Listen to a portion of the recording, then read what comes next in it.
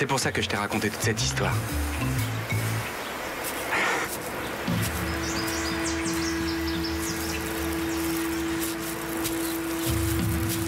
Mon chéri, alors qu'est-ce que t'as dit, mademoiselle Denis?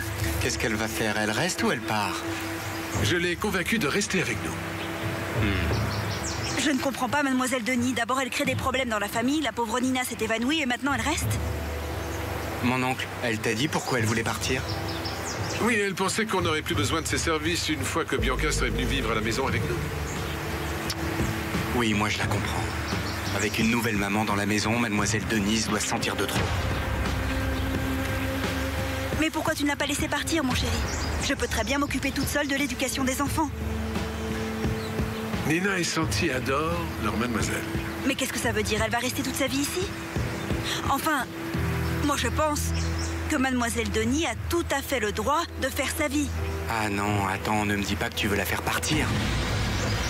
Je n'ai jamais dit ça. Moi, tout ce que je dis, c'est que je peux parfaitement m'occuper de l'éducation des enfants sans aucun problème. Mademoiselle est la tutrice des enfants. Et ils le savent bien. Mais ma chérie, avec le temps, ils finiront par te voir comme leur mère.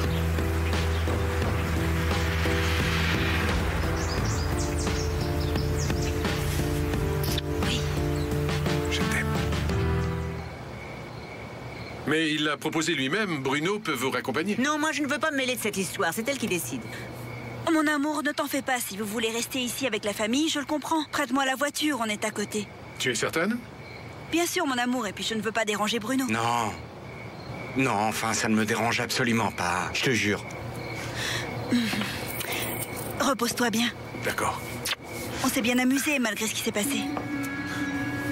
Bonsoir, Prends soin de Bruno, toi. à bientôt. Madame Flavia, Ariel, je vous remercie. Au revoir. rentrez bien. Ah, mon oncle, les femmes font toujours ce qu'elles veulent, non? C'est vrai. Mademoiselle, bonne nuit. Moi. Moi. Bonne soirée, monsieur Ariel. Bonne soirée. Moi. Et je voudrais vous présenter mes excuses pour ce qui s'est passé aujourd'hui. Oui, je dois dire que votre réaction m'a beaucoup surpris, mais je suis content que finalement tout se soit arrangé. Merci de votre compréhension. Souvenez-vous de ce que je vous ai dit. Oui, ma famille va s'agrandir, mais elle ne sera jamais complète sans vous. Merci.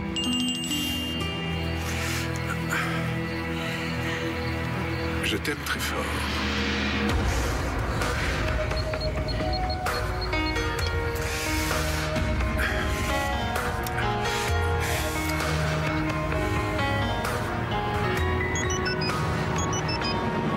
Je t'aime aussi.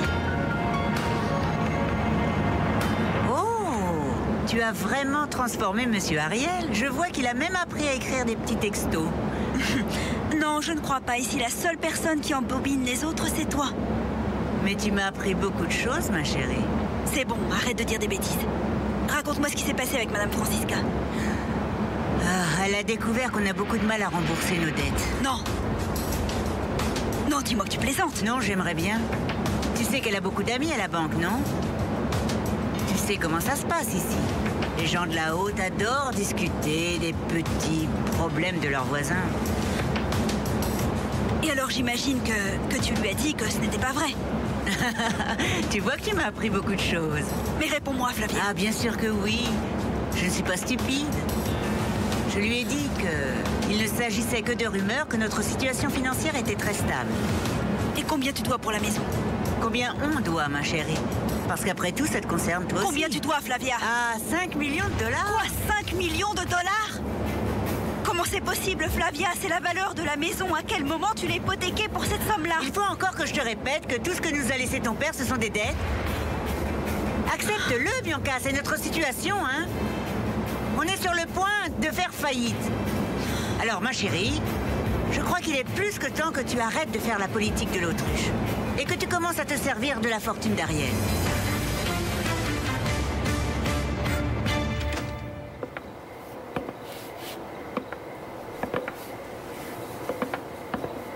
Mademoiselle, qu'est-ce qui se passe? Je crois bien que j'avais fermé la porte, non? Vous avez tout à fait raison, c'est d'accord, c'est de ma faute. Bruno, arrêtez de tourner autour du pot. Pourquoi vous ne me dites pas plutôt directement ce que vous savez? Ce que je sais sur quoi? Je ne sais pas, dites-le moi. Vous avez passé toute la journée à faire des sous-entendus. Là, je suis un petit peu perdu. Oui, je ne vois pas ce que vous voulez dire. D'accord. Je dois sûrement me faire des idées. Bon, à demain.